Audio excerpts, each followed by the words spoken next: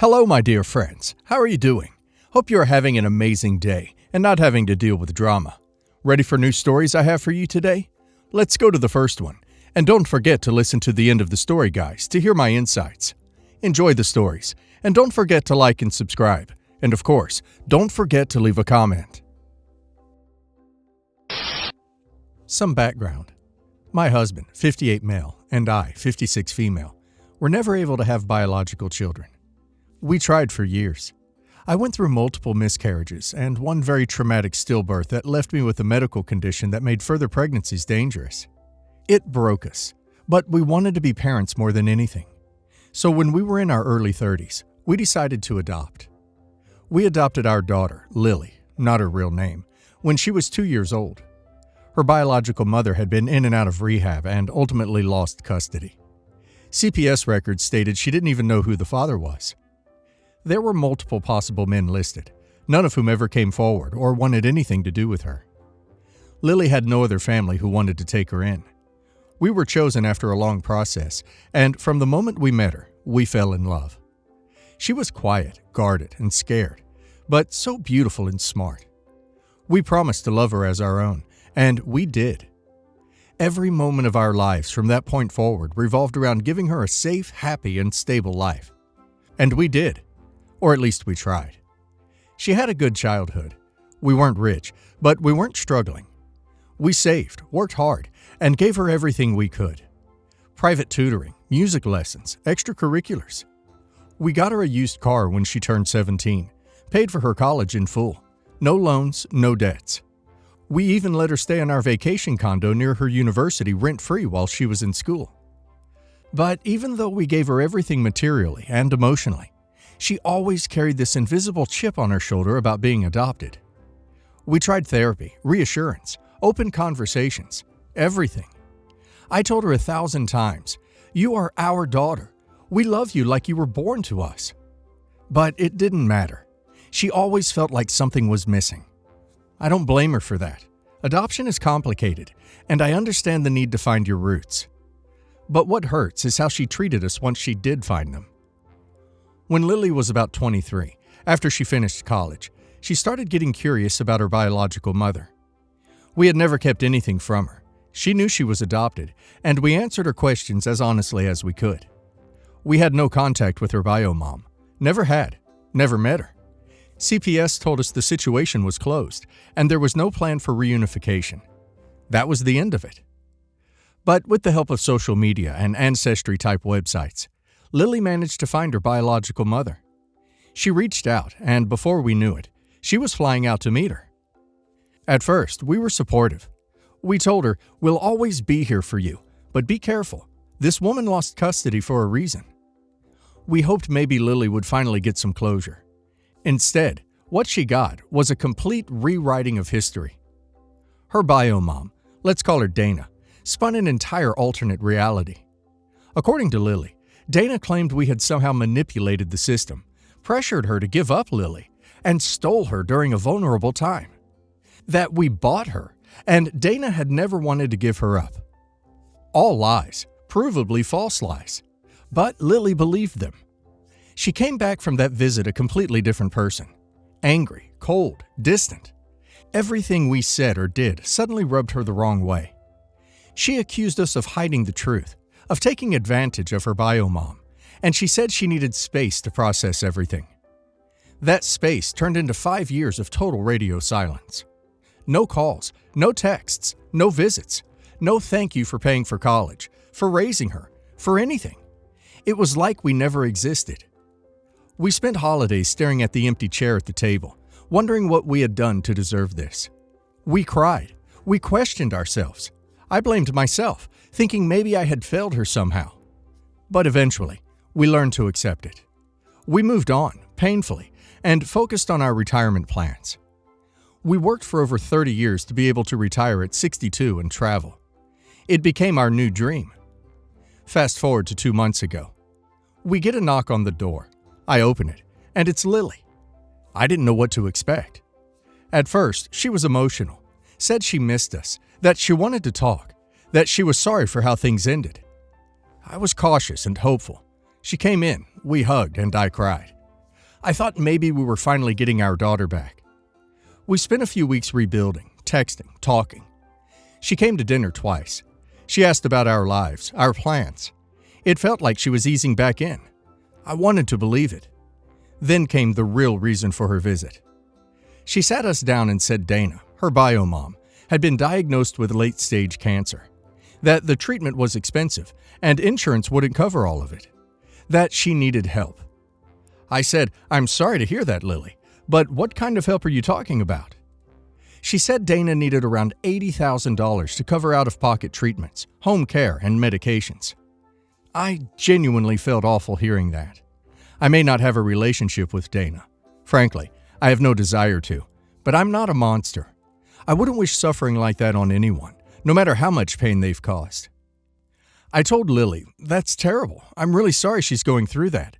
I hope she's getting some kind of support." That's when Lily dropped the real bomb. She wanted us to pay for it. All of it. I told her, calmly, that we didn't have that kind of money lying around, that we weren't sitting on some huge stash of cash. She said we should use our retirement fund, that we have the money and it's just sitting there, and that it would be the right thing to do. I stared at her, thinking I must have heard wrong. But no, she was serious. She wanted my husband and me to empty out the fund we've been carefully building for 30 years, for the woman who abandoned her and who turned her against us. I told her sorry, but we had enough to retire modestly, maybe travel a bit, not stress about groceries or property taxes in our 70s. That money wasn't play money. It was our future. And then she said, "So you won't help? Not even for her?" I said, "Lily, I'm really sorry, but we can't. We worked too hard for that, and we're not responsible for her." She looked me dead in the eye and said, "This is why I left, because deep down, I was never your real daughter. If you don't care about my mother, it means you don't care about me." I swear to you, it felt like the oxygen was sucked out of the room. My husband was speechless. I just stared at her. She kept going, accusing us of abandoning her when she needed answers, of refusing to take accountability for Dana's version of events, and now of being heartless people who never truly loved her. She said, "If you really loved me, you'd help my real mother, the woman who gave birth to me. She gave me life. You just raised me. You just raised me." That sentence has been on loop in my head for weeks now. I told her, through tears, "We didn't steal you. We didn't lie to you. We gave you everything. We loved you, still love you, and we were there for every part of your life. Every broken bone, every birthday, every test, every night you had a nightmare and came crawling into our bed. That's what being a parent is." She didn't care. She just got up, gathered her things, and said, "I thought maybe things would be different. But I see now, nothing's changed." She left, slammed the door on her way out. We haven't heard from her since. And now, here I am, back to staring at the empty chair, back to asking myself if we did something wrong, wondering if maybe I should have just given her the money, even though it would have left us financially vulnerable, possibly ruined our retirement, and funded someone who hasn't once apologized for the lies and damage she caused. But part of me, some guilty, maternal, grief-riddled part of me, wonders if I am heartless. If maybe she was right, that we didn't do enough, that we weren't enough. I don't know anymore. So, Reddit, am I the a-hole for refusing to give our adopted daughter our retirement savings to pay for her biological mother's medical bills? OP is definitely not the a-hole. OP didn't just raise her. OP raised her, loved her, sacrificed for her, and gave her a life she likely never would have had otherwise. That is real parenting.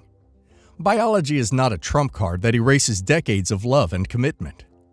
I'm so sorry she's treating OP this way.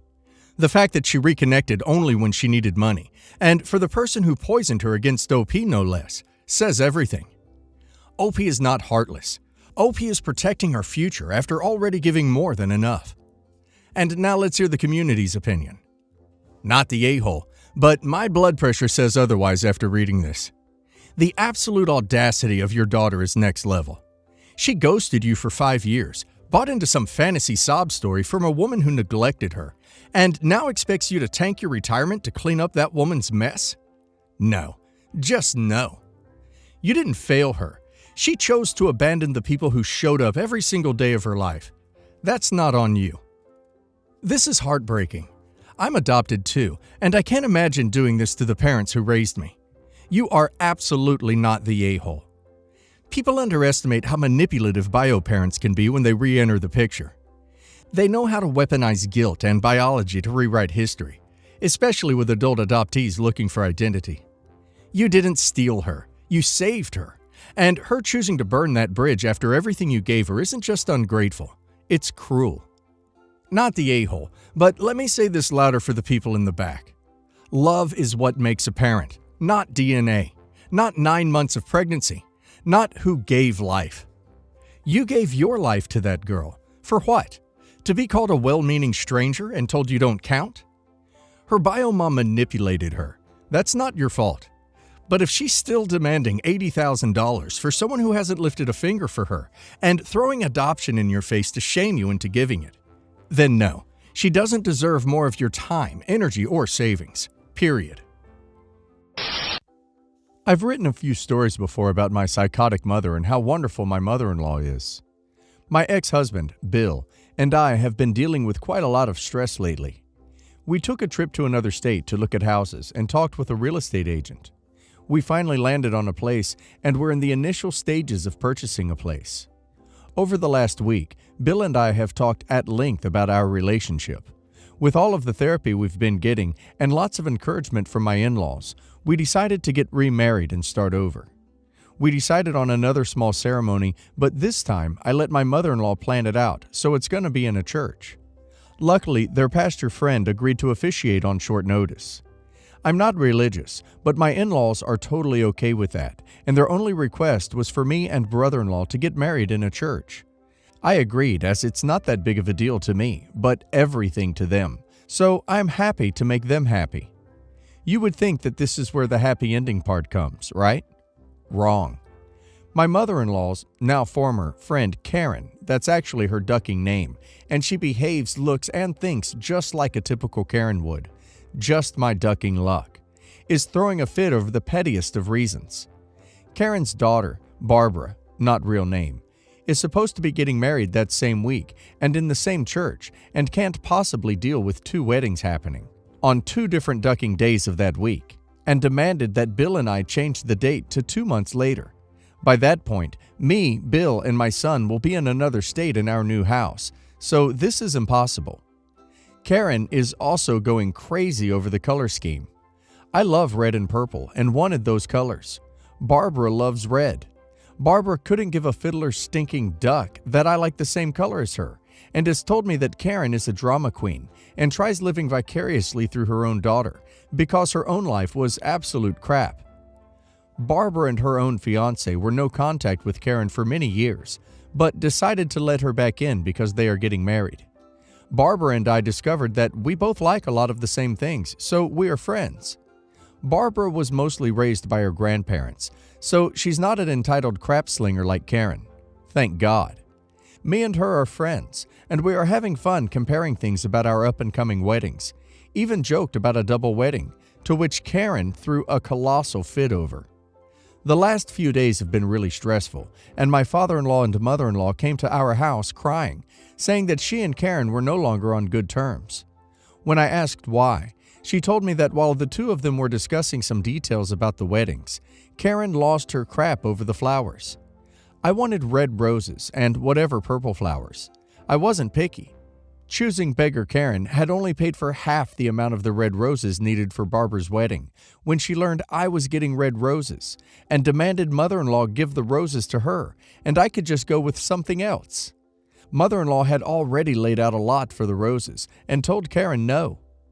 Karen, of course, lost her ducking mind and accused mother-in-law of trying to destroy Barbara's big day. Father-in-law tried talking Karen down, but Karen began screaming at him, and he and mother-in-law left. After reading so many posts on here about password protecting my wedding services, I'm glad I had the foresight to do the same. Karen had tried calling the floral company, bakery, and even the church to cancel my wedding twice this week, but didn't know the password. I know it was her because she's the only one that doesn't want me to get married in that church, have those flowers, or even that cake. Because Karen's mouth works before her brain does, she complained to others about not being able to sabotage my wedding. Barbara, of course, found out and finally had enough with Karen's crap and took control over everything about her wedding, cutting Karen out of any and all planning. Of course, this sent Karen into a full-blown tirade, and she canceled every service she paid for, leaving Barbara and her fiancé, Dave, with nothing for their wedding. After talking with Bill and my in-laws, we invited Barbara and Dave to do that double wedding we had joked about, and the two are ecstatic and accepted. Karen must have expected Barbara to come crawling back with apologies and butt-kissing because she became certifiably insane and threw the world's largest tantrum when she heard about our new plans. We have agreed to rent our house to Barbara and Dave after we move so they can have a nice place to live, and for now, we are letting them stay in our guest room while we pack. Karen tried breaking in, and because of previous experiences I've dealt with, I have a great security system, complete with cameras and a Ring doorbell. Karen has since been ordered to stay away and is only allowed at the wedding as a guest and not part of the wedding. She blames me and mother-in-law for all of this, and that's just fine with us. I told Karen that if she had relaxed and stopped being a crazy bee, that she would get to be a part of all the fun things with mother-in-law, Barbara, and I, but her behavior has gotten to the point where no one wants anything to do with her. Karen still calls the services, hoping to strike lucky on one canceling, but she can't guess the password, so our wedding is secure. Mother-in-law and I are becoming so close, she wants me to call her mom. Bill and Dave have become friends, and the four of us are making plans for them to come visit us in the fall after we move. My in-laws are also going to spend Christmas and New Year's with us. Bill and I have already decided that we are going to try and have a baby after we are married and settled into our new home. The wedding is next month. Barbara and I have decided to get matching wedding dresses, but one has a purple sash, the other has red, but we are trading shoes. I will have red shoes with the purple sash, and she will have purple shoes with the red sash, as a token of our blossoming friendship. Edit. So me, Barbara, Dave, and Bill are sitting on the couch, eating takeout and watching TV, when we heard loud banging on the door. I checked my Ring doorbell camera on my phone, and guess who's out there? Karen. She's screaming into my doorbell, demanding that Barbara come outside. I just told her that if she doesn't leave, I'm calling the police. Cue the tears and wailing. Karen demanded to know why I was being so mean to her and began pacing back and forth on my porch. By that point, the four of us were watching my phone. The more she paced, the more amped up she was getting. We could hear her talking to herself and getting angrier, until she stopped and grabbed fistfuls of her own hair and began screaming at my front door. She kicked at it and screamed for Barbara to get outside, or she would K her. So I called the police. Police came and arrested her for trespassing and attempted breaking and entering. Barbara and Dave are now going full no contact again and uninvited Karen to the wedding. This happened less than an hour ago. Edit 2. Bill declared that he wants Dave and Barbara to come live with us in another state, believing that the four of us should lean on each other more than separate at this time. I know I am safe from my own mother, but Karen isn't in jail. She might be after earlier, but I don't know if she will stay there, and could cause some crap at any time. I'm thanking my lucky stars that I gave that man another chance, because I cannot imagine a life without him. I can't wait to be his wife again. Can't wait to have kids with him and have a real home with him away from all the insanity in this crap hole of our place. We're also going to be talking to our security team tomorrow about being on their A game in case Karen tries to show up. We're hoping we don't hear anything from her. 1 more month to go until the wedding. Third edit. Barbara was in the kitchen when her phone started blowing up from an unknown number. It was Karen. According to the voicemail, Karen had bailed herself out and was pissed about getting arrested and is planning on suing me, Bill, Dave, and the cops who came here last night. We all had a good laugh about it. Barbara blocked the phone number, and we all went back to what we all were doing. We aren't worried. Karen will be laughed out of court. Now, the four of us are arguing about what's uglier, vaginas or penises, and it's me and Barbara versus the guys. The hilarity of this conversation. To mess with Karen, add a new second password of "Duck you, Karen" to your vendors, so should she guess right, she still needs to guess again. Or be an adult and boring and get a restraining order. Why would Karen even care if someone else was getting married the same week to begin with? It's not like she was invited. I have two entitled aunts, let's call them Mary and Terry, and grandmother on my mom's side that have been a thorn in my family's side for decades now. This started back around 1998. I was roughly around 10 years old when I finally realized their true colors. Around that time, my parents had a falling out that ended in divorce. Mutual overall. I lived with my mom. Brother lived with my dad till later. My mom got the house we had lived in after the split. For reference, it was a small 2-bedroom, 1-bath house. Some backstory on the kind of people my aunts are. My mom was a recovering alcoholic at the time, about 3 years sober, and we were at my grandmother's house for Christmas. Some facts about my mom. She's highly allergic to birds and could easily be tempted into drinking at the time. Both facts were well known by her sisters.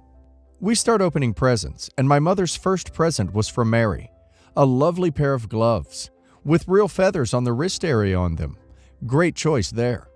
The following present was from Terry to my mom, a bottle of wine. How thoughtful for a recovering alcoholic. After we finished opening up presents, my mom confronted them about both items, which they naturally played the, "Oh my, we didn't know that" card. And my grandmother said it's not a big deal, and that my mom should be thankful for what she got. They continued to do small jabs like this, playing the victim card over the years. A couple years after the divorce, 2000-ish, my mom couldn't manage the house payments with the job she had anymore, and decided we needed to move a few cities over.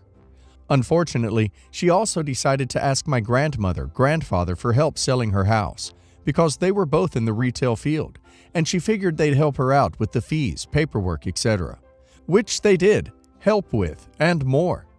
More on that later. We moved into the new house about 8 years later after a decent amount of family drama. My parents remarried, and we were living in a townhouse not too far from where we had originally moved after selling the first house. Mary's time to shine. My dad had never been fond of either of my mom's sisters, and usually didn't give them the time of day in most cases. One day out of the blue, Mary decided she was going to invite herself over to our house without even a phone call, which was odd because she lived over an hour away from us at the time. She arrived and graced us with her presence. Drop everything you were doing and pay attention to me mentally. I was, still am, an avid gamer at the time, and I was in the middle of an event on the game I was playing, so I decided to continue playing even after finding out she had arrived. Obviously, this was not to Mary's liking, and proceeded to make it known by both my parents, saying that, "How can he keep playing that game when I'm here?" Which my dad apparently replied with, "Well, you weren't invited, nor let us know you'd be coming over to begin with, and he's doing something already." She did not like that. Rage mode activated. "Well, he's got no life, and he's always sitting on that stupid computer playing games. You guys are setting him up for failure." Mind you, I was a straight-A student, 4-year letterman in 3 different sports at the time. I heard the arguing, but figured it was just the normal crap she would cause every once in a while, so I kept playing my game. Until I heard my parents yelling something along the lines of, "Don't ever effing come back here," while slamming the door on Mary's face. Apparently, she didn't like that, and went straight to my grandmother's to complain and play the victim card, which naturally always worked. A few uneventful phone calls followed that day, but nothing came from it, other than she wasn't allowed over anymore, thank God. Adding this because I found it hilarious back then. When AOL was the thing to use for the internet back then, it would run over the phone line, and initially whenever someone called the house, it would kick me off the internet. After a while, AOL changed it to have caller ID and a confirm or deny option under it. Whenever I saw Mary calling, which was very often, I would deny her call. My parents didn't have cell phones at this time, so she had no way to go around this lovely little feature until she confronted my parents about it. I played the, "Oh, I thought that pop-up was just an ad card." Parents thanked me for the laugh later because she had been so pissed. Fast forward about another 8 years, and I'm talking to my mom when she brings up that she finally confirmed that my grandfather, had actually screwed us out of roughly 50 grand when they helped sell our first house. Grandmother accidentally let it slip that they had actually sold it for about $65K instead of the $15K they initially told my mom it went for. She was saying how it was going to be hard for them now because they had just sold their last rental home that they were using as an income source over the years, and the first rental they sold had lasted this long, which was actually our first house. I had joined the military soon after learning this and moved across country, so I don't have the full details on what happened following that. But to summarize from what I learned from my parents, Mary lost her job due to her firm being sued into bankruptcy due to fraud. Surprise there. She moved into my grandmother's house soon after and spent the following year job searching. Not much luck due to her previous firm's situation. Terry lost her job due to layoffs, and the bank foreclosed her house.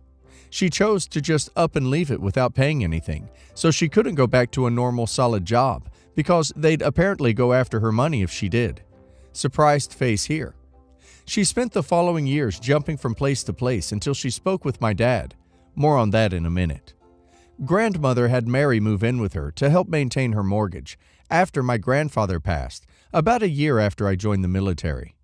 They ended up renting out the third bedroom to a college student since they both weren't able to afford the rent and other expenses. Mary would constantly call my mom, demanding that my dad and her should help with paying my grandmother's rent and for groceries. My parents simply said that she got enough from them when they sold their house and that they won't see a cent more from them.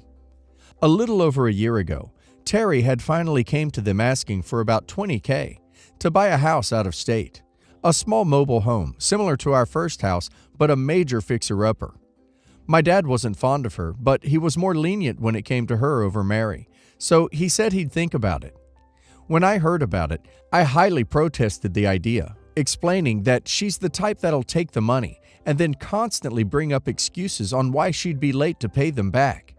A prediction that became fact not even 2 months later. Apparently, my dad had also figured this into his plan and explained it to me a few months later. After my grandmother and Mary decided to finally move out and live with Terry, my dad had apparently loaned the money to my aunt, but he also signed ownership of the house she had bought with the money he loaned her. Long story short, if she doesn't pay, all three of them are on the streets. So my dad loopholed them into basically having them buy their non-existent balls years later. I really like your dad. Sounds like a very intelligent man. And this is why we believe in karma, kids.